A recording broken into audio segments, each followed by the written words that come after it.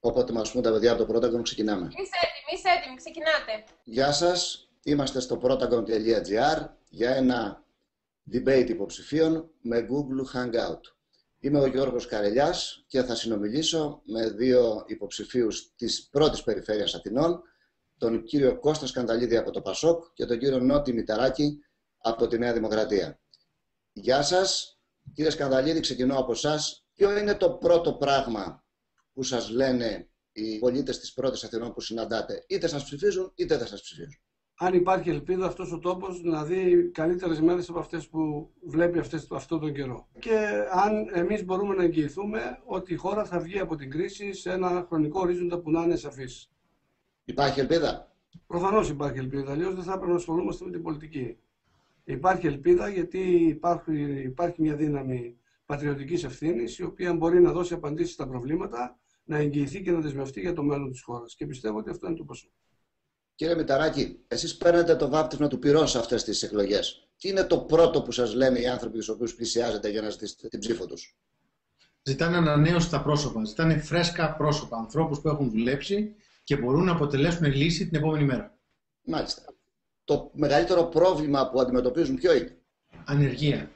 Βλέπουν αυτή τη στιγμή τα μαγαζιά να κλείνουν και όλοι ζουν με το φόβο ότι δεν θα έχουν δουλειά για να θρέψουν τις οικογένειές τους. Και αυτό είναι το μεγάλο πρόβλημα που πρέπει να αντιμετωπίσουμε.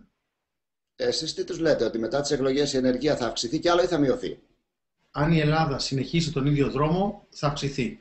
Αν προσπαθήσουμε να αξιοποιήσουμε τις δυνατότητες των Ελλήνων, τις δυνατότητες αυτού του τόπου, με σκληρή δουλειά, μπορούμε και θα τα καταφέρουμε. Κύριε Σκανδαλίδη, θα δεχθείτε να γίνετε υπουργός σε μια κυβέρνηση με πρωθυπουργό τον κύριο Αντώνη Σαμαρά, εφόσον φυσικά δεν υπάρχει αυτοδυναμία? Πιστεύω ότι ο κύριος Σαμαράς, μετά τις αποφάσεις που έχει πάρει και τις θέσεις που έχει πάρει αυτά τα χρόνια, τις οβιδιακές του μεταμορφώσεις, δεν εγγυάται με κανένα τρόπο το μέλλον της Ελλάδας. Και πιστεύω ότι πρέπει να αναζητηθεί σε περίπτωση τέτοια ένας πρωθυπουργός κοινής εμπιστοσύνης. Αν είναι όμως πρώτο κόμμα, δικαιωματικά δεν δικαιούται να είναι πρωθυπουργός? Το δικαιωματικά, γιατί το Πασόκ ήταν πρώτο κόμμα και όταν ο κύριος Σαμαράς είπε στον κύριο Παπανδρέου, του είπε ο κύριος Παπανδρέου να συμμετάξει στην κυβέρνηση, είπε ο κύριος Σαμαράς όχι με τον κύριο Παπανδρέου. Κύριε Μηταράκη, αν ο κύριος Βενιζέλος κληθεί να σχηματίσει κυβέρνηση και καλέσει εσάς να είστε υπουργός του, τι θα πείτε? Ο κ. Βενιζέλος δεν εγγυάται μια αλλαγή πολιτικής, ήταν ο Υπουργός Οικονομικών τους τελευταίους 10 μήνες. Με αυτή την έννοια στην πράξη έχει κληθεί. Κύριε Σκανδαλίδη, εσείς λέτε, σας έχω ακούσει, ότι προτιμάτε να έχετε μια προοδευτική κυβέρνηση. Αν όμως από τον προοδευτικό χώρο, όπως τον εννοείτε εσείς, δηλαδή από το χώρο της αριστεράς, δεν σας θέλει κανείς να συνεργαστείτε. Τα κόμματα της αριστεράς λένε ότι δεν συνεργάζονται με το Πασόκ. Επομένως, ποια είναι η λύση? Προφανώς, μια προοδευτική κυβέρνηση θα στηρίζεται στις φιλοευρωπαϊκές δυνάμεις που θα μπουν στη Βουλή και σε αυτές τις φιλοευρωπαϊκές δυνάμεις εμείς θα προτείνουμε να συμμετάσχουν στην κυβέρνηση. Από εκεί και μετά. Η Νέα Δημοκρατία δεν είναι σε αυτές? Θα γίνει πρώτη και προφανώς και στη Νέα Δημοκρατία, γιατί είναι μια φιλοευρωπαϊκή δύναμη. Είναι μια ευρωπαϊκή δύναμη. Δεν το αμφισβητούμε αυτό για τη Νέα Δημοκρατία. Αλλά η βάση του προγράμματος να είναι προοδευτική. Τώρα, εμείς θα κάνουμε την πρόταση.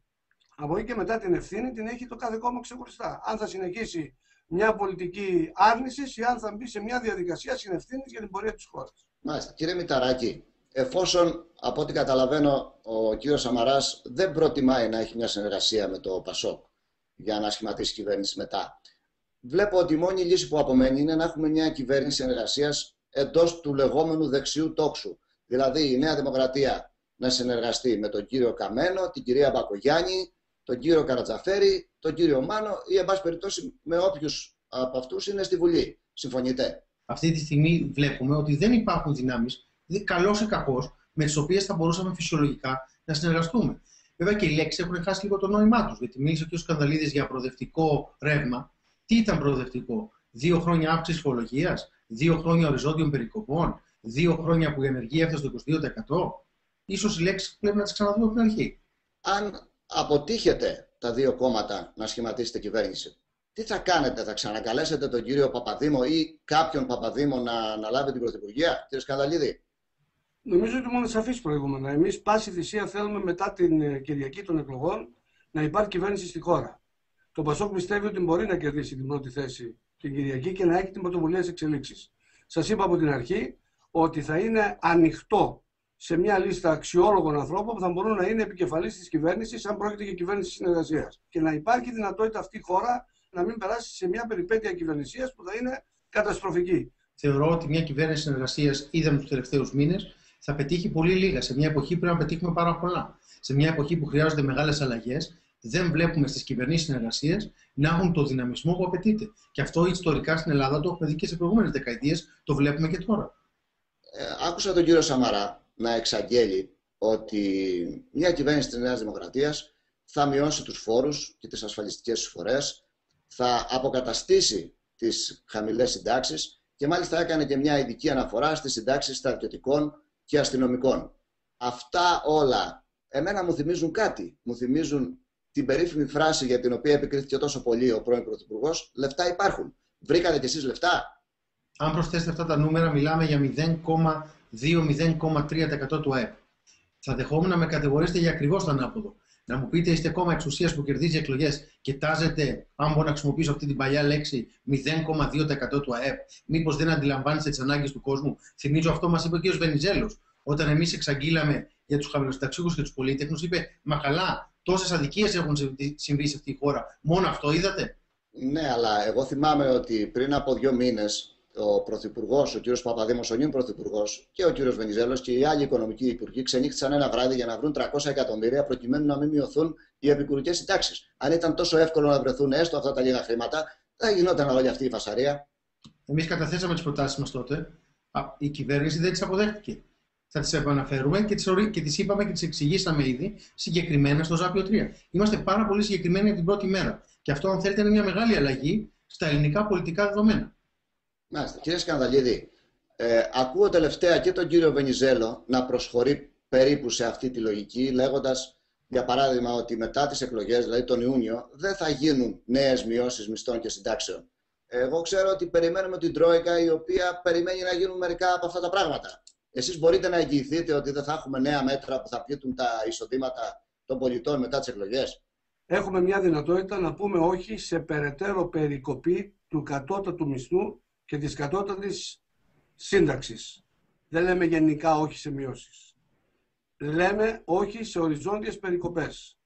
Λέμε ότι μπορούν οι φόροι αυτοί να μην αυξηθούν πια από εδώ και πέρα και να μπορέσουμε σταδιακά να τους ελαφρύνουμε ανάλογα με την εξέλιξη του προγράμματος. Όταν λέτε ότι ο Βενιζέλος είναι αναξιόπιστος, εσείς κύριε Μηταράκη, και από την άλλη ο κ. Σκανδαλίδης ότι ο κ. Σαμαράς δεν εμπνέει εμπιστοσύνη, πώς θα φτιάξετε την κυβέρνηση αν χρειαστεί μαζί μετά τις εκλογές, κύριε Μηταράκη?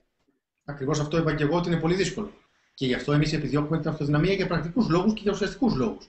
Όλες οι ιδιωτικοποίησεις, όλα τα 30 δις νέα μέτρα είναι για να καλύψουμε τις αστοχίες του Πασόκ, Παπανδρέου, Βενιζέλου, Παπακοσταντίνου. Το πρώτο μνημόνιο που απέτυχε, ξαναβάλαμε τους ίδιους στόχους, αλλά πήραμε όλα αυτά τα μέτρα. Μου λέτε δηλαδή ότι το πρώτο μνημόνιο το καταψηφίσαμε γιατί δεν ήταν καλό. Το δεύτερο μνημόνιο ήταν καλό και το υπερψηφίσαμε. Αυτή όμως η αλλαγή που κάνατε, η στροφή που κάνατε, η τούμπα για να το πούμε έτσι που κάνατε, δημιούργησε τα αντιμνημονιακά κόμματα ή κομματίδια στα δεξιά σας, κύριε Μηταράκη. Είναι αυτά τα κόμματα που αυτή τη στιγμή ενδεχομένως θα αφαιρέσουν την αυτοδυναμία από το κόμμα σας. Δεν σας προβληματίζει αυτό? Τα κομματίδια που αναφέρεστε, θα σας θυμίσω ότι ένα από αυτά που υποτίθεται ότι είναι αντιμνημονιακό και κάνει πάρα πολύ θόρυβο, αν μπείτε στη δικιά του ιστοσελίδα και δείτε το δικό του πρόγραμμα, ισχυρίζεται ότι θα βγει από το μνημόνιο μόνο αν βρει λεφτά από αλλού. Άρα έχω την εντύπωση ότι σε αυτές τις εκλογές κυριαρχεί μέχρι στιγμής ο λαϊκισμός και κοροϊδεύουν τον κόσμο. Ακόμα και αυτοί που είναι αντιμνημονιακοί, υποτίθεται, στο δικό τους πρόγραμμα αντιλαμβάνονται ότι εκείνη τη στιγμή δεν είχαμε ρευστότητα. Και οι πιο πολλοί βουλευτές αυτών των αντιμνημονιακών κομμάτων στηρίξανε την κυβέρνηση Παπαδήμου, σας θυμίζω, στον ψήφο εμπιστοσύνης.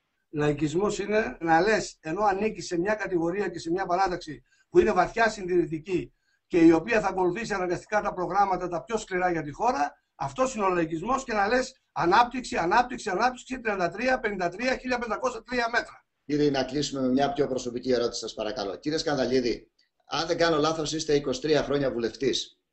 Σας πέρασε ποτέ από το μυαλό να πείτε αρκετά, βαρέθηκα ή με βαρεθήκανε οι ψηφοφόροι μου να σταματήσω να μην είμαι? Πρέπει να μπει κάποιο όριο, πιστεύετε εσείς, στις βουλευτικές θητείες? Να πούμε 3 θητείες, 4, 5, 10 χρόνια, 20 και να σταματάμε? Καταρχήν, εγώ θα προτιμούσα να υπάρχει μια μεγάλη αλλαγή στο πολιτικό σύστημα της χώρας και η αντιπροσώπευση να γίνει αυθεντική. Πρέπει να ξαναμιλήσουμε με τη δημοκρατία από την αρχή και να τα αλλάξουμε όλα αυτά. όχι όμως με περιοριστικούς κανόνες στη λαϊκή κυριαρχία. Πρώτο. Δεύτερο, σκέφτηκα πολλές φορές κάτω από την πίεση των γεγονότων και την κούραση να πω φτάνει μέχρι εδώ. Νομίζω ότι ένας πολιτικός όσο έχει να προσφέρει, όσο μπορεί να έχει νέες ιδέες, όσο έχει συνέπεια στην πράξη του, όσο έχει ήθος στη διαδρομή του και μπορεί να προσφέρει και πιστεύει ότι δεν τον έχει ξεπεράσει η εποχή του, μπορεί να διεκδικεί. Και τον τιμώ ο λαός.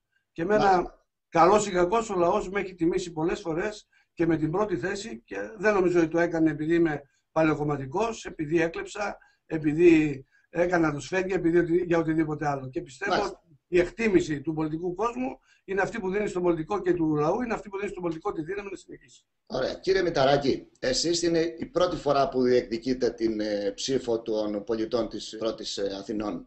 Προέρχεστε από τον ιδιωτικό τομέα, δηλαδή μέχρι τώρα είχατε μια δουλειά στον ιδιωτικό τομέα. Θέλω να σας ρωτήσω το εξής. Αν τα οικονομικά του κράτους δεν πάνε καλά, για παράδειγμα, και υποχρεωθεί η επόμενη κυβέρνηση να μειώσει στο μισό τη βουλευτική αποζημίωση, πώς θα σας φανεί που ξαφνικά θα κληθείτε να ζήσετε με τα μισά λεφτά ή και πολύ λιγότερα από αυτά που βγάζετε στον ιδιωτικό τομέα? Πώς θα τα καταφέρετε? Κατά πρώτον, όπως σωστά είπατε, δεν είμαι επαγγελματίας της πολιτικής, ούτε θέλω να γίνω. Το κρίσιμο είναι στην πολιτική να πηγαίνουν άνθρωποι οι οποίοι έχουν ένσημα στη ζωή και θα μπορούσαν να κάνουν καριέρα. Είναι σημαντικό να τραβήξουμε τους καλύτερους ανθρώπους. Και είναι κρίσιμο λοιπόν να μην γίνει η πολιτική πάρεργο αυτών που δεν μπορούν να δουλέψουν. Με μισθούς οι οποίοι δεν ανταποκρίνονται στις απαιτήσεις του ρόλου. Εγώ προσωπικά μπορώ να αντέξω οικονομικά, γιατί έχω δουλέψει πάρα πολλά χρόνια και μπορώ να έχω βάλει λεφτά στην άκρη. Αλλά το θέμα είναι, θα μπορέσουμε να φέρουμε τον κόσμο που θέλουμε? Μάλιστα. Σας εύχομαι καλή επιτυχία και σας ευχαριστώ πολύ. Να είστε καλά.